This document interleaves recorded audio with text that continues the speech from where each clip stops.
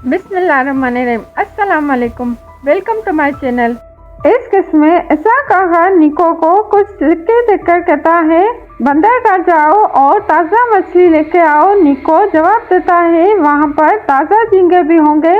उस पर इसाक आगा कहते हैं, हाँ ले आओ।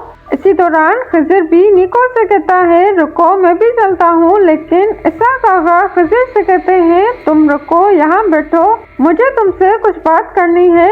अब इसाक आगा और खिज़र एक जगह बैठकर बात करने लगते हैं। इसाक आगा खिज़र से कहते हैं, मैं जानता हूँ कि तुम्हारी कोई बुरी नीयत नहीं, मगर मुझे ये बात भी बताना है कि यूरको का मसला अब सिर्फ एंतुआन की बात नहीं। खिज़र पूछता है, क्या उसने एतराफ़ कर लिया? पर इसाक आगा कहते हैं, हाँ उसने सब कुछ बता दिया। उसने बताया कि उसे हमारे खानदान से दुश्मनी थी, यानी सिर्फ उसका उरूज से मसला नहीं था। इसाक आगा मजीद कहते हैं, उसने जो कुछ किया उसका हिसाब देना होगा, लेकिन मुझे लगता है मैंने यहाँ पर एक गलती की है। खिज़र जवाब देता है, अब हम ये कैसे करेंगे? अगर आगा उरूज को पता चलेगा तो वो क्या कहेंगे? पर इसाक आगा कहते हैं, मेरे भी बीवी बच्चे थे और एक खानदान था। क्या मेरा गम दस्तीना के गम से ज्यादा अहम नहीं है? दूसरी तरफ निक मछली वाले के पास पहुंचता है और मछली खरीद रहा होता है। उसी दौरान ज़ैनब निको के पास आकर कहती है, क्या आप खिज़र को जानते हैं? निको सवाल करता है, आप कौन हैं? खिज़र को कैसे जानती है? ज़ैनब जवाब देती है, हाल ही में एक मसला हुआ था, लेकिन मैं आपको ये बात में बताऊंगी। हम सिकंदरिया से आए हैं। निको पूछता है, सिकंदरिया से खैर तो है? ज़ैनब कहती है, एक नया मसला खड़ा हो गया है और मैंने सोचा शायद खिज़र के बगैर हल ना हो सके।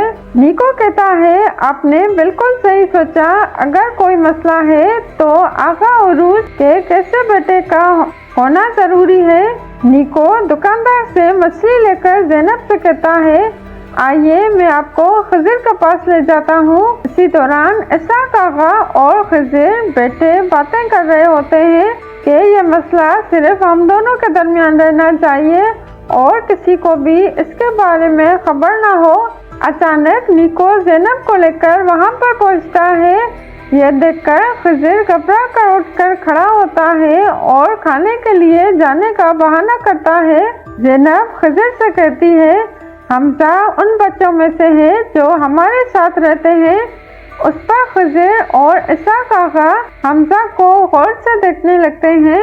इसी दौरान इलियास और उरूज यारेले को हकीम के पास लेकर आते हैं, जहां हकीम बताता है जख्म कुछ नहीं, 2 दिन में ठीक हो जाएगा।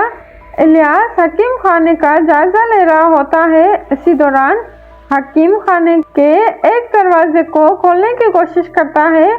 हकीम फौरन कहता है, इस दरवाजे से दूर रहो, ये तुम्हारा काम नहीं। उरूज कहता है, खैर तो है, क्या है इस दरवाजे के पीछे?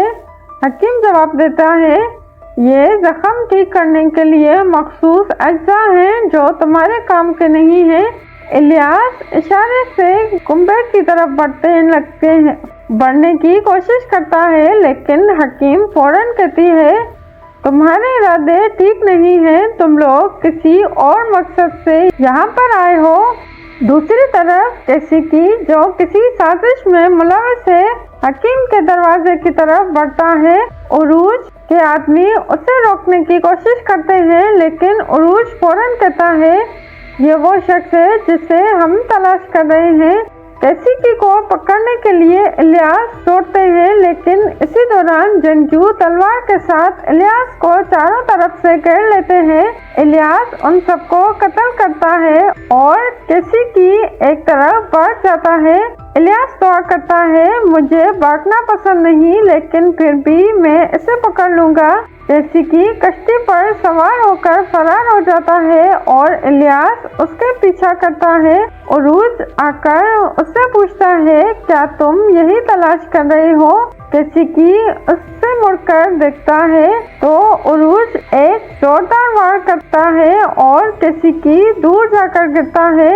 उस पर उरुज कहता है, जो भागते हैं वो अपनी जान बचाने के लिए भागते हैं। तुम्हें भी अपनी जान का खौफ है, तुम सच बताओगे, तुम्हें ठीक समझेंगे। बस ये थी आज की एपिसोड। अगर आपको ये वीडियो पसंद आई तो हमारे चैनल को सब्सक्राइब करें, बेल आइकन को दबाएं और वीडियो अपने दोस्तों के साथ शेयर करें।